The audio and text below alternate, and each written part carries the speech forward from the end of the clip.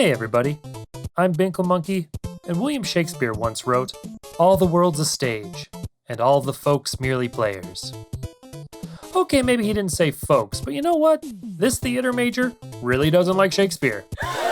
Don't get me wrong, I respect the work and how it shaped modern storytelling, but seriously, do we need to keep taking his old work and modernizing it? Oh boy, it's Macbeth, but it's in a skate park. He's like the king of the skate park. Ugh. Thankfully, this is clearly just an issue in theater. Or not. But Willie Shake's little statement there, and what's become of his work since, says a lot about our game for today, Super Mario Bros. 3. To quickly recap, Nintendo made Mario. People really liked Mario. Nintendo made Mario 2. Nintendo of America pouted about it being too hard. Nintendo made another game into Mario 2. People really liked the fake Mario 2 and never knew about the real one. Outside of Japan, at least. So of course now, we gotta make a third one. Super Mario Bros. 3 marked the return of Nintendo's OG mastermind Shigeru Miyamoto to the director's seat, the first time since the first Super Mario Bros. Game. We also have Takashi Tezuka, the director of The Lost Levels, assisting with direction as well as designing. Kensuke Tanabe, the director of Doki Doki Panic / Super Mario Bros. 2 as a course designer, and Koji Kondo back on sound design.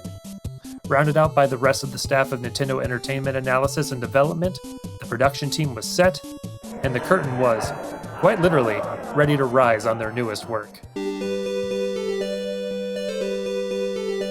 So we're leaning pretty hard into these theater metaphors this time, aren't we? Well, Mr. Miyamoto has confirmed the long-existing theory that this game was actually meant to be a play, which would also make it a play on the word play, making it a play on a play on a play on a play on a play on a play on words on a play on a play. So we're gonna roll with it. The setting, the Mushroom World, not to be confused with the Mushroom Kingdom, obviously. The time, the 80s, I guess. The plot. The Mushroom World has once again been invaded, this time by the Koopalings, Bowser's 7 children, which raises a myriad of questions that we're still today waiting to be answered in a fulfilling way. But the manual does tell us one important fact. They do enjoy being mean. Anyway, these Muppet babies here friggin' conquer each of the 7 kingdoms of the Mushroom World by stealing the king's magical wand and using it to transform them into animals. Personally, I think they should have let King Dinosaur reign supreme, but hey, I'm no expert on the geopolitical issues of the Mushroom World. But what I do know about their politics is the Mushroom people do not have a well-funded military, because Princess Toadstool sends that duo of plumbers, Mario and Luigi, to go to all the kingdoms, retrieve the stolen wands, and restore its kings back to their former glory. If, you call that glory. This game's story, when compared to the original at least, is a real step up. They raised the stakes, they added characters, and they freshened up the Save the Princess from the Turtle Monster story. Sure, Super Mario Bros. 2 had an entire different world that turned out to be a dream inside of Mario's subconscious, but this one has baby turtles flying airships. A literary masterpiece. Mario and Luigi are looking better than ever before with the new costume design / sprite work, and all of the worlds and enemies just keep getting more diverse and colorful. But, because this is a stage play after all, you can see that the blocks are screwed into the wall of our theater there. And you can see the tracks that the moving platforms follow here, and I don't know if it was intentional or just the limitations of the time, but I love when Mario stands still in between all the tanks and ships. Yeah, this game goes to some dark places. He doesn't move. The set is moving around him. I just picture an army of stagehand Goombas moving everything. And at the end of every level, Mario exits off stage left, in a way very reminiscent of going backstage in an actual theater. Really nice touch, Nintendo, well done. And what a big-ass theater you would need, because this play has so many different set pieces. We'll get into the different locales a little later, but we can definitely appreciate how varied and vibrant the design is right now. This game is massive compared to all prior games in the series. I'd give you a level count to prove it, but that's sort of up to interpretation of what is and isn't a level. You see, this go-round is a lot less linear. You cross a world map to pick which level you want to select. Sometimes your path is set in stone, like the first 2 levels of the game, but others you get to pick and choose. You don't have to beat every level, but different levels unlock different paths. Some obvious and some secret. You can also find special items like hammers to break rocks to discover even more hidden paths.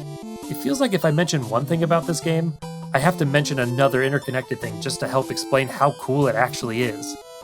So the world map doesn't just have dangerous levels for you to try to not die in. It has mushroom houses where you can get a free power-up, which you can save for later in the new, the manual doesn't even have a name for it? It's a box thing at the bottom of the screen that holds onto a bunch of extra items for you to use. Say you keep dying at the beginning of a level.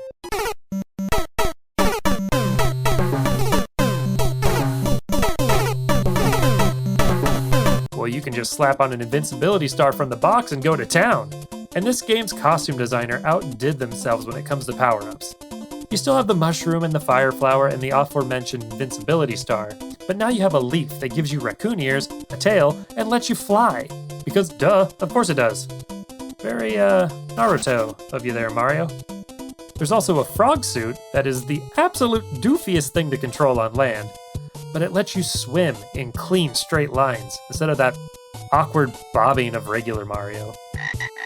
The Hammer Bros suit lets you dress up as everyone's favorite hardware-hurling turtles and use their namesake against them. This power-up is like a fire flower on steroids. These hammers hit like a truck and take out enemies the fireballs can't. You can kill fire with hammers! And then there's the Tanuki suit. Oh man, if you thought the raccoon ears and tails weren't quite enough, how about a full-on raccoon onesie? On top of being ridiculously fashionable, it also gives Mario the power to turn into a statue for a short time, which allows him to avoid attacks and also smush some baddies. You know, it wasn't until this game's fights against Boom Booms that I even considered the amount of blunt force trauma Mario must cause with all this head stomping. And now you bring a statue into the mix? Seems excessive. But what's even more excessive is the sound design. Koji Kondo is back with a brand new set of beeps and boops to bring even more whimsy to this adventure. This game's soundtrack had to be a massive undertaking. The first Mario game soundtrack had about 11 tracks. The Lost Levels, they used the same 11 songs. Super Mario Bros. 2 had 14 tracks. But Super Mario Bros. 3 comes in with 30 tracks. And I'm not saying they're all bangers, the World 6 theme still exists.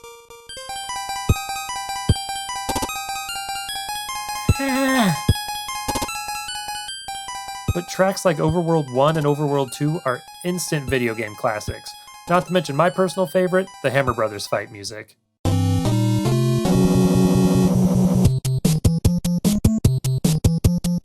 The casting director for this game also kicked it in the overdrive. There are so many new baddies in this one, not to mention all the revamped versions of the old familiar faces. A lot of the new faces are more on the spooky side, I've noticed. We've got Booze, Dry Bones, Chain Chomps are pretty scary too. At least they gave us this little green guy, Spike. He seems pretty cute. Ah. Also, these baby piranha plants. Alright, we covered set design, costume, sound design, casting. I guess that leaves lighting design? Which, I mean, it's an 8-bit side-scrolling video game, what do you expect? Realistic shadows and animation? No, that's much later down the road. Though it does look like the lighting designer ditched out before the game was done. Why else would the last world be called The Dark World? Lazy bum. Just like the set, sound design, and goofy costumes, this game's mechanics go above and beyond all the previous games and then some. You can now pick up and take Koopa shells with you, which adds new depth to level design and puzzle solving, especially when it comes to the destructible blocks. This is the first Mario game with slopes, so you know what that means? You can slide down hills on your butt! Which I assume has to lead to some serious grass stains on those overalls, or at least a Super Mario Hyper Wedgie! They added bouncy music note boxes? They're fine. It's a new way to get some vertical trajectory, which is nice. But the newest and greatest way to go vertical is the flight mechanics. At the bottom of the screen is the P meter. Oh ha ha. When the meter is full and Mario's using the leaf or the Tanuki power-up, he can take off into the sky for a short time. When he's not using one of those power-ups, he's hit maximum speed and jumps his furthest. Momentum mechanics have been in Mario games since the beginning, but never with a visual representation like this. Not picking up enough speed to clear a jump in the first Super Mario game, and especially the lost levels, was a major tragedy. But now you have no one to blame but yourself, because you can see when you're at top speed. This all adds up to a game that feels great to move in. It's the most precise Mario has felt so far. And you're going to want to move around and explore in this game, because there are more places to traverse now than ever. The 8 kingdoms you explore are all very distinct and vibrant. There's Grassland. Lame. Seen it. Desert Land. They did that last game. Oceanside. Alright, that's pretty alright. Giant Land. Excuse me, what? Skyland. Base Jump on Mario would have been the shit. Iceland. Ice Physics, the movie, the game. Pipeland. Leaves and pipes just go so well together. Just look at those chilled out chomps, yo. And Darkland. Strap in, folks, we're going to hell. My personal favorite is Giant Land. Nothing compares to the wide-eyed wonder of 5-year-old me stumbling into World 4 for the first time, and the first giant piranha plant and Goomba coming at you. Now, this game isn't the easiest, especially for a 5-year-old. How could I make it all the way to World 4? Simply, this game gives you the option to skip basically everything. They may not have put in a file save system, but they did put in a way to skip entire worlds with the warp whistles. You can find them early on in the game, and use them to go to the Warp Zone. You can actually find 2 of them before you even finish World 1, and if you know what you're doing, you can skip from the beginning of World 2 all the way to World 8. This is where 5-year-old me would get demolished by the massive difficulty spike. Almost every level brings in some new gimmick or gameplay mechanic for you to figure out. It might be a fortress filled with doors that you have to dungeon crawl through, or a level with weird see-through platforms that change direction whenever you jump on them, or breaking walls with shells to progress, or using a P-switch to find a door. There's just so much to unpack about this game.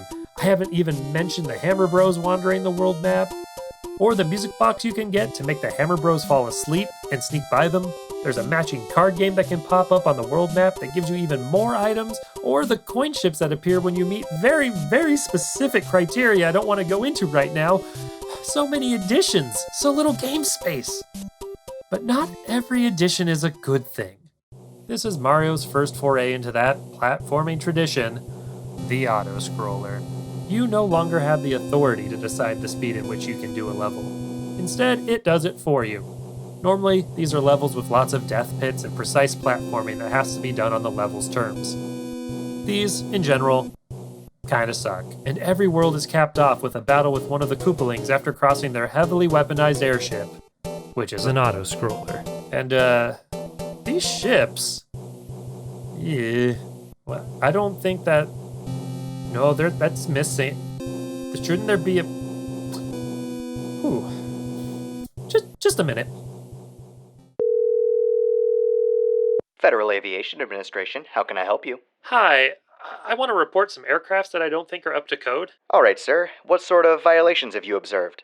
Well, there are large sections of the aircraft missing, fire seems to be coming out of several locations, yet it's somehow still flying. Dear Lord, can you make out any call numbers or tell us your location? That aircraft is in need of immediate attention. No call numbers that I can see, but we're in Pipeland. Maybe I can ask one of the wrench-throwing moles on board? Moles? Wait, where is Pipeland? Just across from Iceland. Sir, are you playing Super Mario Bros. 3? What if I said I wasn't? We have no jurisdiction over Mushroom World airspace. Do you have any idea how many calls we get about those ships? Call their FAA. Not that they'll do anything about those death traps anyway. Goodbye. Huh. Speaking of death traps, this game has a whole bunch of new ones. Stung by a jellyfish? Check. Ghosts? Check. Spinning glowing waffles? Check. Crushed? Believe it or not, this is the first Mario game that can happen in. Check. Eaten by a fish named Big Bertha? Big check. Attacked by the sun? Check. Believe it or not, there was a wackiness line Miyamoto would not cross with this game, but it had to do with Mario turning into a centaur. That idea actually got scrapped. So you survive all the death traps. You recover the magic wands and put the patriarchy back in charge of the 7 kingdoms. And the British rejoice! But the last letter you get from the princess, which usually holds a helpful item, is different. Oh, Bowser's done sitting back and letting his kids be screw-ups, and he's kidnapped the princess. Again. Now we have to take the fight to his home turf, the Dark World. After crossing some tanks, some boats that float on chocolate milk, his air force, some more tanks, you reach King Koopa Castle for that final showdown. Which, thanks to the Switch's rewind function, I was finally able to fulfill a lifelong dream, to defeat Bowser in the frog suit.